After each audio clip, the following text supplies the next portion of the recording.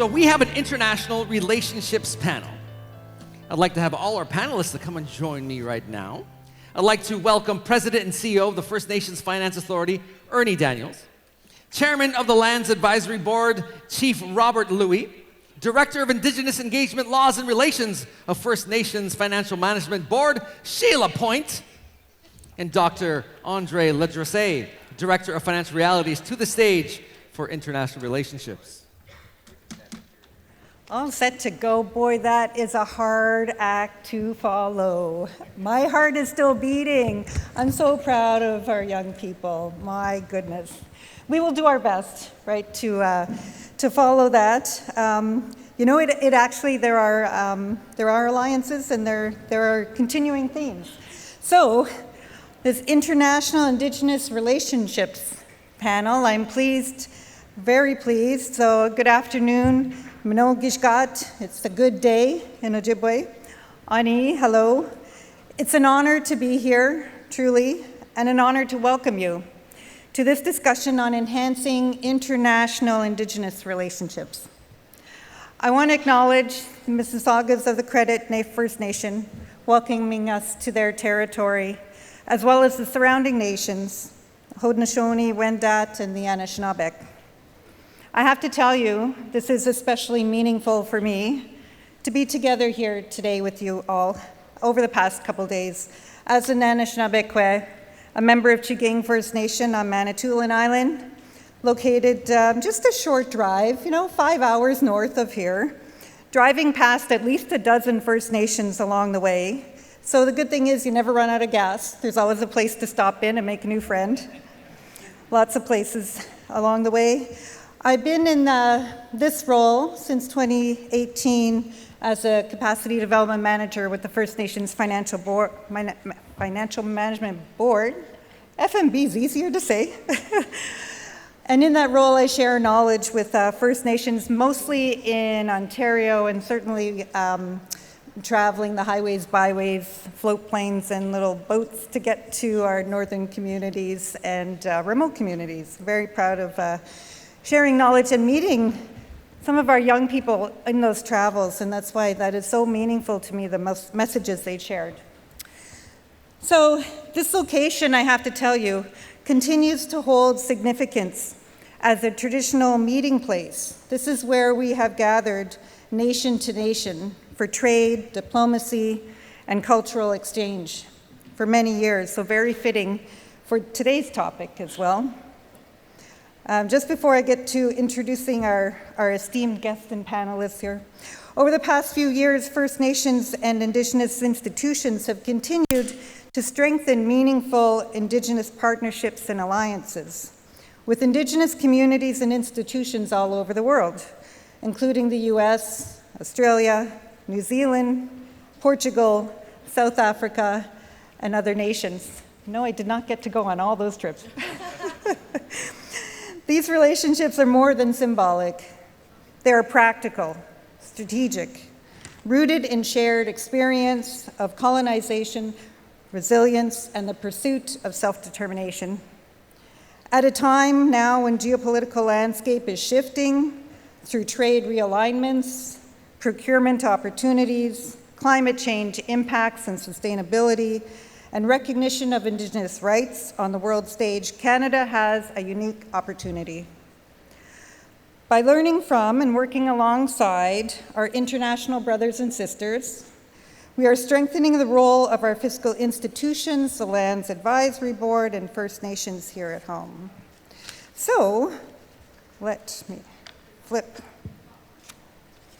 the page and get on to introducing here our panelists. On Turtle Island, we're already established as global leaders in Indigenous-led governance, financial innovations, and land management. So the question for our panelists, and we'll have this open discussion sharing their experiences today, how do we take lessons learned from abroad and apply them to expand opportunities for First Nations in Canada? So, ladies first, I will like to, okay. You want to introduce yourself, Sheila? Sure, Yeah. I'll go ahead. Thank you, Catherine. Wow, good afternoon. I'm not sure I'm quite at the level as of the global leader here, but I'm very happy to be here, very honored. My name is Shayla Point. I'm a member of the Musqueam First Nation. My father's name is Ronald James Point. My mom is Dorothy Point.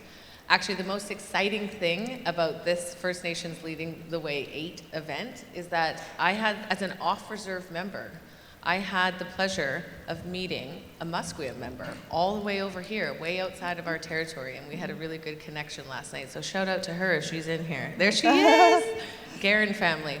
And again, I'm Shayla Point. I am the Director of Indigenous Engagement, Laws and Relations at the First Nations Financial Management Board. My background is in law and business, but most importantly, I say my newest designation, which was the hardest to get, is the MOM designation.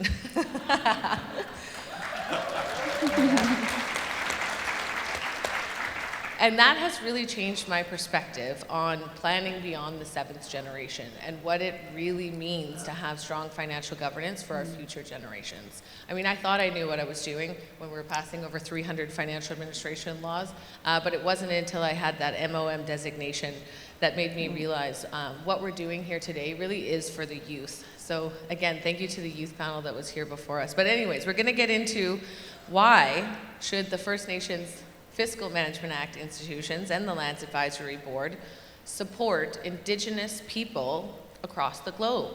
I think it's important that we pause for a minute and say, why are you guys doing this? And really, at the heart of this, it's a simple truth. Our struggles across Turtle Island and across the globe are shared, and so is our strength. Indigenous communities worldwide continue to face the legacies of colonization, land dispossession, cultural genocide, systemic injustice, and racism. Whether you're from South Africa, I hope those guys are still here, yoo-hoo! Whether you're from South Africa, the Amazon, the Arctic, the Pacific, we are all facing and confronting similar challenges. But importantly, we are also building powerful solutions. What we've built here today, just all of the success that we've had with the First Nations-led Fiscal Management Act and the institutions, these are powerful solutions. And so solidarity, as Catherine mentioned, is not just symbolic. It is strategic. And through the collaboration that we've been doing, we've exchanged tools and resources, ideas on self-determined governance, on language revitalization, on land defense, and we learn from each other's victories. And we prepare also for shared threats. Threats like climate change and resource extraction, dare I say global tariffs from that guy down south. I think you know him, DJT. Anyway, many of our traditions across Turtle Island teach about the concept of interconnectedness. Where I'm from, out in BC, the phrase is called Natsamat, one heart, one mind. We all act together. And actually, I've got a board member right up front here who promised me she was going to help me out here, because I know it's not, the concept of interconnectedness is not local to BC Indians. It's a concept that runs across Turtle Island. So Helen Bobbywash, a Anishinaabe woman, is going to help me here with a special word for interconnectedness, or she'll explain how that relates in her language, please. Miigwech. So it's Ngorwe Wanagazit Anishinaabe, which means we're all one family, we're all one Anishinaabe family. Miigwech. And I know that there's a word in your regions as well that is about unity and interconnectedness, and I'd love for you to come up and speak to me afterwards and teach me that word in your language. But ultimately, the goal of interconnectedness and why are we working with Indigenous people abroad? It's because we are brothers and sisters with them, and supporting Indigenous peoples abroad honors this principle of Natsamat, of connectedness. And you know, I know this isn't the topic on the agenda, but we did talk about membership. How many of your members have run away with somebody from Australia or South Africa? I mean, we're losing members. I'm just teasing. All right, so if one of us Indigenous communities is rising, it's important we try and bring others along with us. And on the global stage, for example, at the United Nations or climate change negotiations or legal arenas, we are always stronger when we are united. A single voice can be ignored, but a chorus of voices cannot be. So, back to why these Indigenous-led institutions like the Fiscal Management Act and the Lands Board, why are we making these trips abroad? What are we doing? I want you to leave here with the takeaway that our role is not just to serve our own communities, but to help shape a global Indigenous future, one that's rooted in sovereignty, including economic self-determination, sustainability, and cultural resurgence. Because the face of the global systems that have tried to divide and weaken us, you know, when we're facing that, our greatest strength or our greatest act of resistance is when we stand together. So that is why we're doing what we're doing. But a little bit more about what I've been doing then at FNB. So I was very privileged to go alongside with a delegate of board members and staff. Catherine was there too. We went to Australia, Canberra, on invitation. So how did we get there? What happened? Well, there was a gentleman named Peter Yu. He actually emailed me back in 2018, and he had heard and seen the success of the First Nations Fiscal Management Act institutions, and he wanted to learn more about us. So he shot me an email, and he said, "Can you get me a meeting with Harold Kalla?" That was probably the best email he wrote. Anyways, I did get him the meeting. We met at the World Economic Forum in Vancouver. And of course, once somebody starts talking to Harold Kalla, they want to keep talking to Harold Kalla because that man's got a lot of really good ideas. And we've developed a relationship. And in 2018, or 2 years ago, sorry, here at the Leading the Way, an MOU was signed between the First Nations Economic Empowerment Alliance and the FMA institutions. And so we're sharing information about economic tools available through the Fiscal Management Act, and we look at it as an opportunity not only to share knowledge, but also to learn about what's going on in Australia.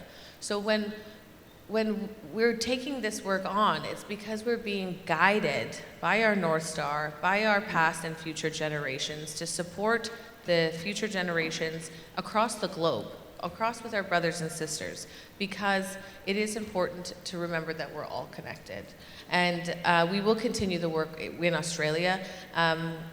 They've asked us to help advocate for them. We've met with ministers in Canberra. We were very successful. They're fighting for similar legislation to the Fiscal Management Act so they can have things like access to capital and build their own economies. And of course, you may have heard Harold say the other day that we are the envy of the world in terms of Indigenous rights. Our rights are protected by Section 35 in the Constitution.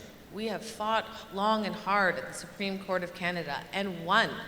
And we have Indigenous rights and title from the highest court of the land. And so we are the envy of a lot of Indigenous people in other areas of the world. And so with respect to reciprocity, it is about giving back. It is about sharing our knowledge. Because while it may have taken Harold's lifetime to build and fight for the Fiscal Management Act and the institutions, hopefully, if we pass on the knowledge to others, it won't take them as long. And that will be the goal. I'll stop there. Thanks, Catherine. Thank you so much, Shayla, for so many in-depth perspectives there. Really appreciate your words. I'd like to go to Jonathan. Would you like to introduce yourself and, set the stage for us? Tell us where you've traveled and paint a picture for us of what are their key takeaways from that. Perfect. Thank you very much, Catherine.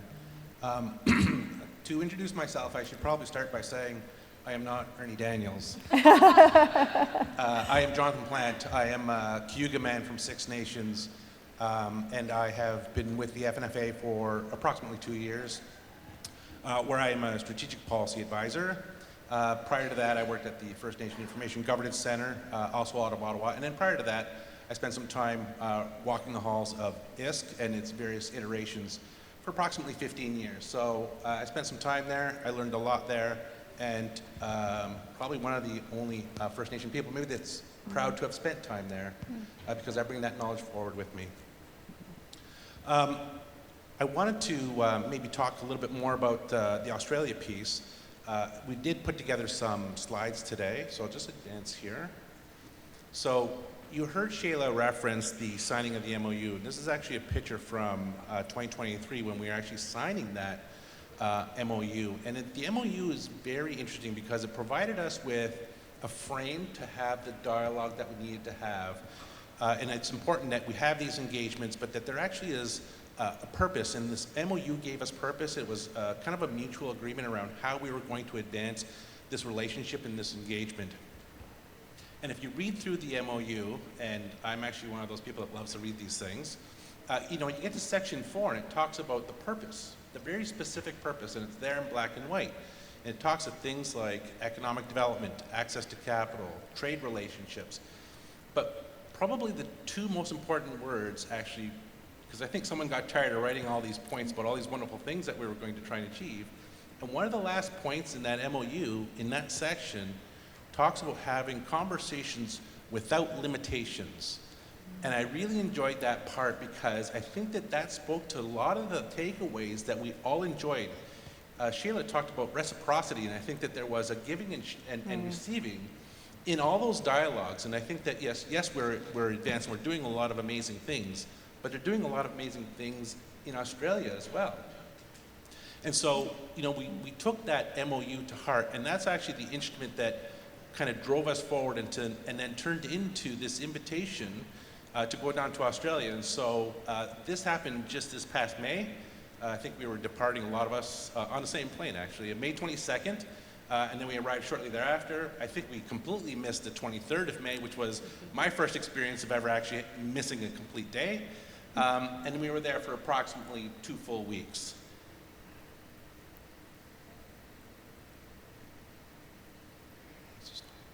There we go.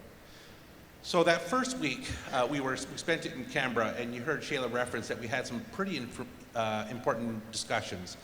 You can see in this one photo, we've got Peter Yu and Ernie Daniels, and you've got Minister McCarthy there, who is actually the Minister for Indigenous Relations in Australia.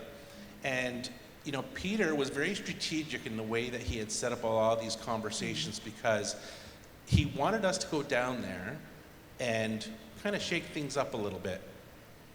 And if you know Ernie Daniels and Harold, they're going to speak their mind, and they are very insightful, and they've got many, many years of experience, and they're saying things, and it didn't take them long to get these people to listen to them. And so they kind of snapped to attention, and we had some very impactful discussions. This middle picture here is a roundtable discussion that we had where there were several other government departments that were invited there. And just to give you an idea about how quickly we made an impact is there was some comments shared between various government departments of Australia around what they were doing and what they could do and what they claimed they couldn't do, and then to actually have it counterproposed that, no, actually you can do that. And in that meeting, in the matter of 35 minutes, it got a little spicy between them around what they were doing and what they weren't doing and how they need to improve. And so already we were seeing some of these results in terms of some realizations and some, I think, kind of internal discoveries, if you will. I think this next picture here was likely at the, I think they call them ministries down there, so it's the Ministry of Finance. We had a very good discussion there just to talk about access to capital and some of those important kind of financial instruments in the path forward. They were very curious to hear about how we did it. They were curious to hear about defaults. They were curious to hear about due diligence and certifications and the rigor and a lot of those key elements that people that are involved with money concern themselves with. To the point where they were kind of challenging and saying, well, you really couldn't do this, could you? And it's like, yes, we do that. In fact, we've had a great amount of success doing that.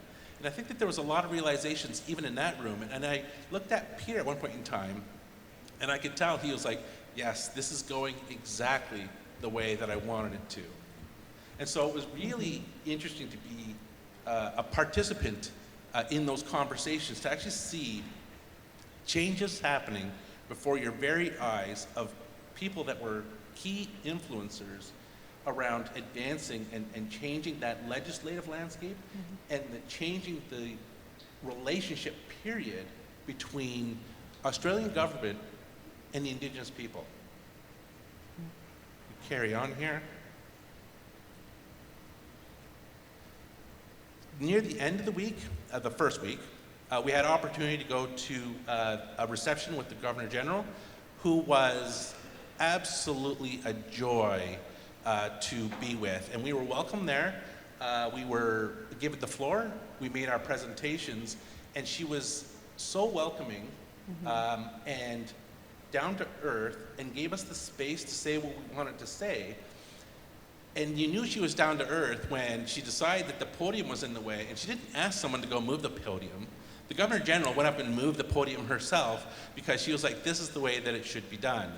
And so she was very welcoming to us, and to the point where I think it was we had complained that, obviously when you're in Australia, you want to see some of the creatures, right?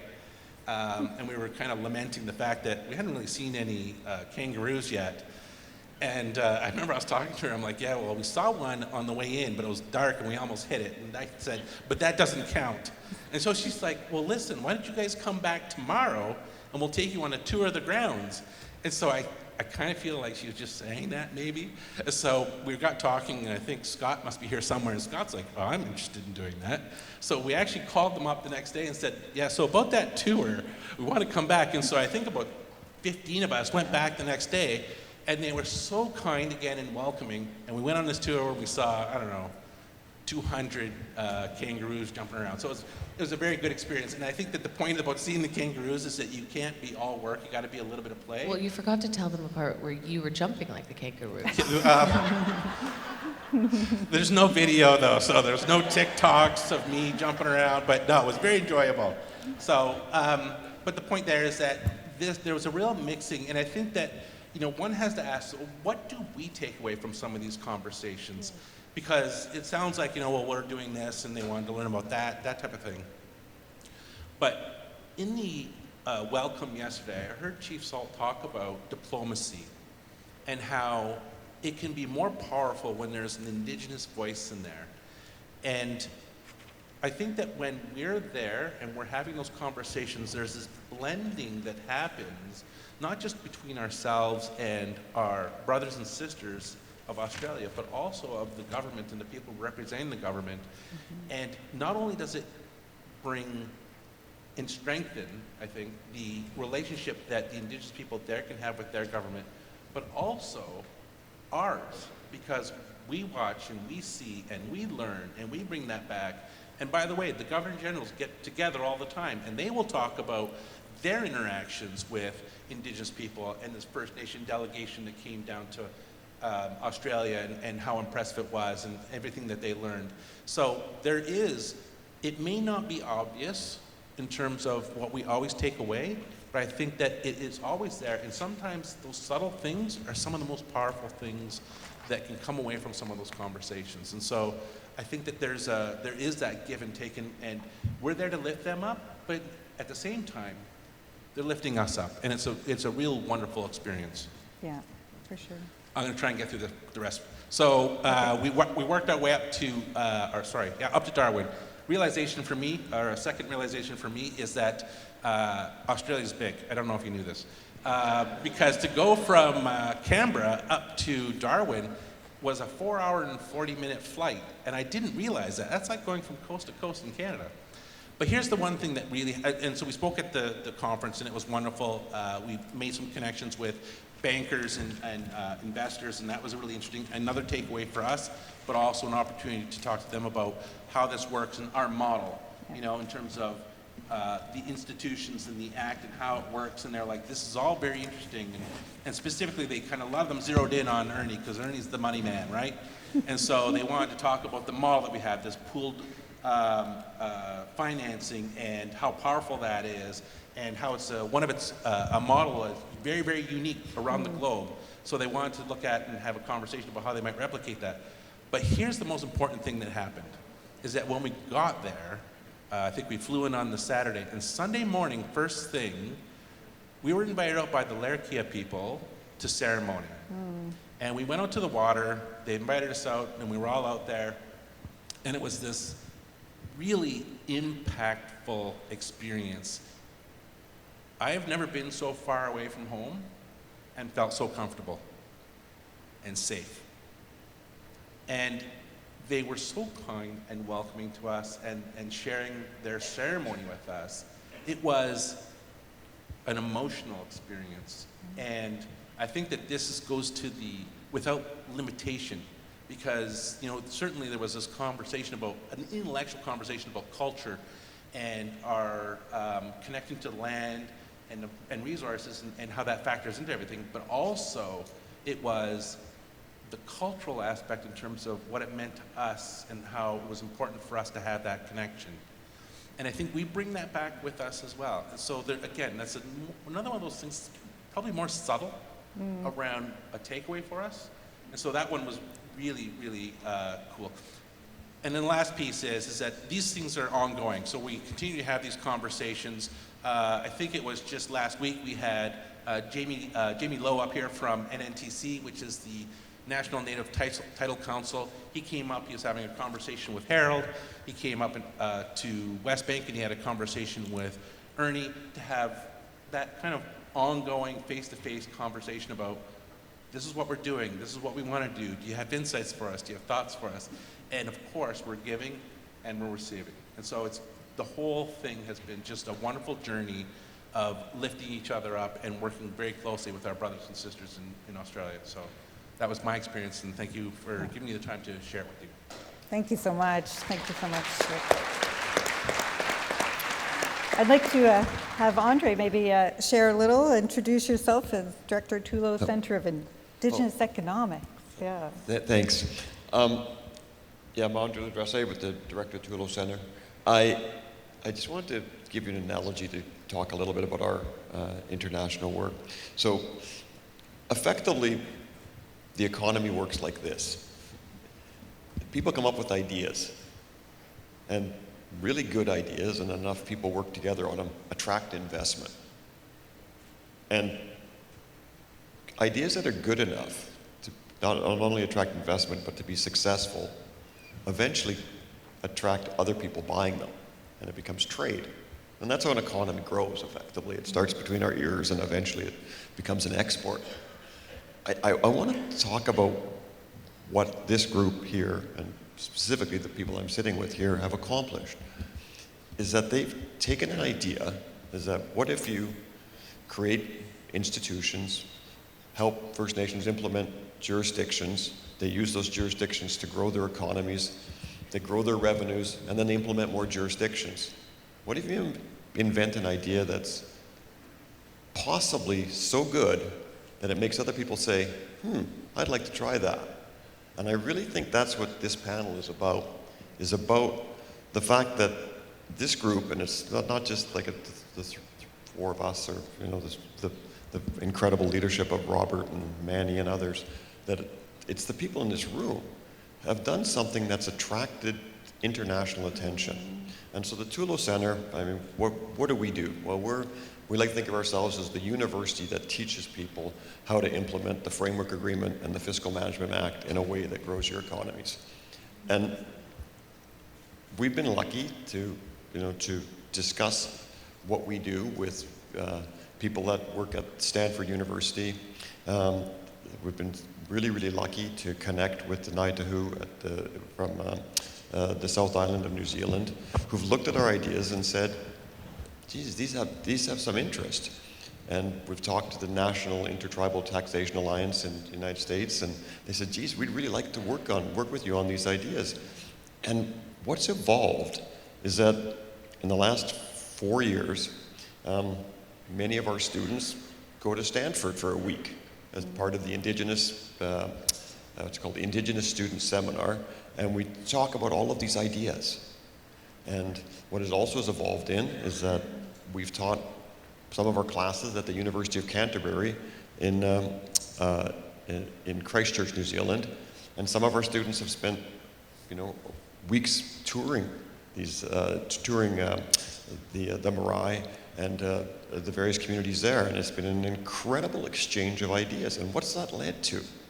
Well, now it's leading to the potential, and we're going to be discussing this over the next few weeks, of a potential joint program, a master's program, in comparative Indigenous economic systems between ourselves and the University of Canterbury and the Naitahu, of course. And we're going to have this incredible group of people that will take these ideas, use them, of course, innovate and make them even better. And it all started with you. It all started with these ideas. And I just think it's an incredible opportunity. And if you're interested in, being part of where I think this is a really good place to start, at the Tulo Center, and Sarah and Lindsay and Andrea and Julia, of course, can talk to you better than I can. If you're interested in possibly being part of this international phenomena, please come and talk to us, because I think that we're hitting the big time. Thank you so much. Appreciate those perspectives and thoughts. Great. So certainly, last but certainly not least, I left a lot of room for you to share. We want to dive into that mind and share a little bit of deeper dive into some of the perspectives, some of the things you've seen and learned and heard of fiscal innovation, some of your travels. So yeah, take it over. Well, thank you very much, Catherine. Diving into my mind can be a bit scary, I think, but we'll give it a go. Well, first off, YP Soxil, Incha Simu, Markham, West Bank First Nation. I'm also chairman of the Lands Advisory Board, and that's my main role. When I travel back east, when I meet with First Nations, it's mainly in my capacity as chairman of the Lands Advisory Board. Over the years, I've been very blessed and fortunate to do travel, to meet different Indigenous peoples from around the world. So that's why I think the International Relationship panel and discussion about international Indigenous matters is very, very important, because it's something that needs to be done. I worked, let's see, about 12 years ago or more. 2012, I think, was my first role with the World Indigenous Business Forum. I've been a speaker since 2012, and more recently assumed more of an ambassador type role. And there is a conference in Melbourne, Australia on October 28th, 29th, in that time frame, that certainly I would invite and suggest whoever can go should go, because it's very, very worthwhile. So I've had the opportunity to be in Sydney, Australia, Guatemala, Hawaii, Saskatoon, Santiago, Chile, Rotorua, New Zealand, Vancouver, BC, of course, and last year, Albuquerque, New Mexico. And it's very important, I think, to be there, because when you look at what does World Indigenous Relationships do? What does it accomplish? I think there's a list of it. I think you've heard the panelists talk about that list. But certainly it fosters business relationships. It provides a forum for economic opportunities. It brings Indigenous peoples from around the world much, much closer together. A lot of friendships, close bonds have emerged in these sessions and in these meetings. And they continue to emerge, and I feel very, very close to many of the Indigenous peoples around the world. Business partnerships, I know, emerge and develop, things like mining, agriculture, arts and crafts, education. Investments have been made around the world, and it brings in money, and it brings opportunities and hope to various Indigenous peoples and leaders and nations around the world. Learning and education, that's a big aspect of it. Having youth and elders involved, you can't move in any area unless you involve the youth and elders. I heard earlier today with regard to comments with regard to communities who may not be as supportive as others in supporting education. I certainly would have a message to all of the First Nations: invest in education. Don't let that go to the side.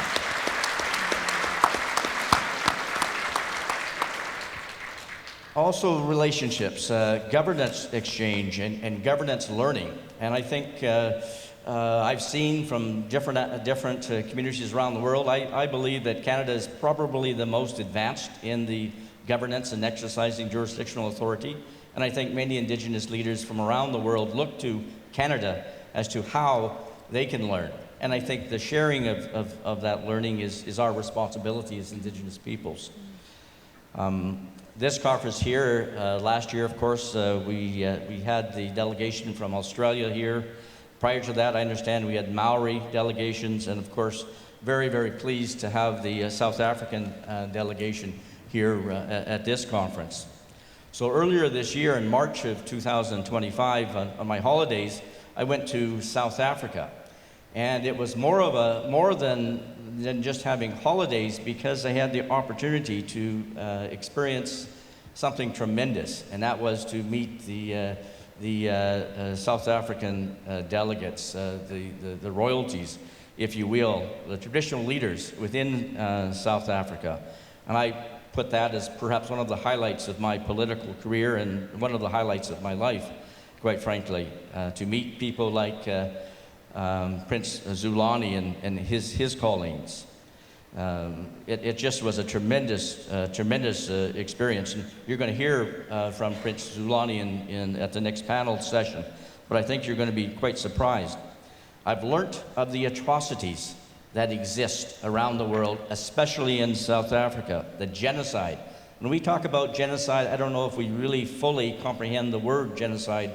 What does it mean when you have killings and the eradication of your education and culture as experienced by the South African traditional peoples? This is something that we pale in comparison to. I learned after going through the Apartheid Museum in Johannesburg and looking at the pictures and understanding the past and so forth. We talk about residential schools here, and certainly we've had our atrocities in Canada, but we haven't experienced anything like what has happened in places like South Africa. Residential schools really didn't start in Canada, as I understood. It started really in these colonial other countries, including South Africa. The colonial governments there were the first architects of residential schools, and they came here after the fact. When you talk about apartheid and things like this, this is a policy and a system of real segregation and real discrimination on the grounds of race. And apartheid was really relevant, particularly between 1948 and 1994. That was perhaps the height of the apartheid's existence. But it forced separation, it forced oppression. The white minority held all the political power and controlled the country's economy, bar none. Indigenous peoples were left out absolutely in the cold. They were slaves within their own country. To understand South Africa, we think that we look at our population here in Canada, we look at our population as Indigenous peoples. When you compare that to South Africa, you've got 60 million plus people, 80% of which are Indigenous peoples of South Africa. So you've got 48 million plus Indigenous peoples in that type of suffering. So I understand, and I asked that question when I was in South Africa on my visit. And if we rated apartheid from 1 to 10, meaning 10 would be, is it over? Is it close to being finished? Right now, the standard answer was, we're at a 3 or a 4 in South Africa. It's amazing. And that's hard to really understand. And I know that when you hear Prince Zulani, I'm sure he'll cover a bit of his country's history and atrocities, and I think that there is a real awakening there and here, and it needs to be shared. It needs to be understood, because we are Indigenous peoples of the world, and we have to be mindful, and we have to be supportive of one another. In my community, we've agreed that we're going to execute, and we have a draft of a protocol agreement that we're going to execute with the traditional leaders from South Africa here. And despite the geographical distances that we share, there's this tremendous foundational understanding that promotes culture, that talks about governance, that has to deal with economic well-being. And together, as Indigenous peoples around the world, we're inseparable. We have that responsibility to look after the health of our communities and our environment. So we, as separate Indigenous nations, we acknowledge our sacred duty to preserve, to revive, and honor our distinct languages. We have ceremonies that pertain to that. We have ways of knowing. This is all things that need to be shared and understood with Indigenous peoples around the world. I think only then, here in Canada, will we appreciate what we have when you compare it to other countries. So having a protocol agreement and a framework of collaboration is really, really important. And having the encouragement of trade and economic development, the promotion of cultural exchanges, the facilitation of governance dialogue is so important. We have that responsibility to safeguard our Indigenous rights and our sovereignty. And we have to understand the plight that exists around the world. So I know we're going to have a protocol agreement signed here, hopefully very, very shortly. And I think this is going to be very, very important. It speaks to the international relationship, I think, that's developed. And I'm very, very proud that we entertain Indigenous leaders from around the world. I'm so, so grateful that this is happening, because we do learn, and we do appreciate, and we do resolve that as Indigenous peoples, we need to work as peoples around the world. So, lim lim, very much. Congrats, congrats. Just as I anticipated, lots of golden nuggets and key takeaway messages. So really appreciative and express gratitude for our panelists. You know, today's dialogue, as you mentioned, is going to continue to evolve as global Indigenous insights inform local realities. I want to thank each of our panelists.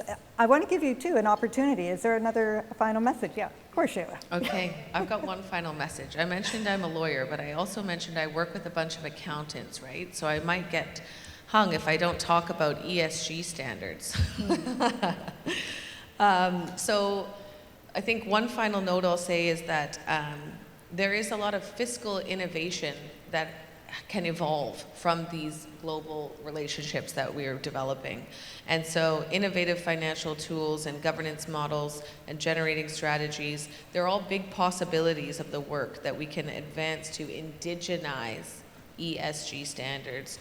And JP here can tell us that FNFA already uses ESG to help market their debentures and get financing at lower cost to borrowers. So what does that mean for you in the room? Because we want to make sure that this information is relevant to you.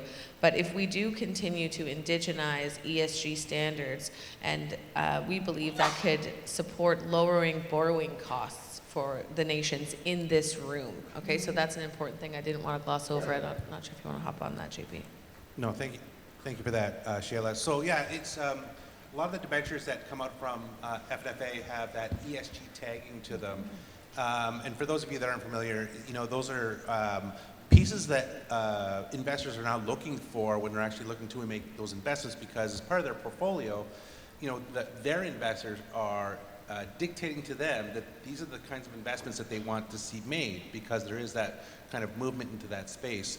And so it is a critical piece. And I think just to tie it back to Australia a little bit, in terms of what we look at, or what we saw when we were there, was that relationship between their economic development and the ties to their resources and their culture. And I think that, you know, we can always look at ways around how we do it here today and how we can improve the way that we do it, and to bring that message back to investors that we are continuing to look at how we make these investments, or how we are acting on their behalf, and we're stewards of the land, and how we are incorporating these kind of different value sets into, you know, the products that we bring forward. So there is definitely a push for that, and it is one of the things that is part of the marketing, but it's not just marketing. It's actually, all the content is there as well. So just wanted to add to that.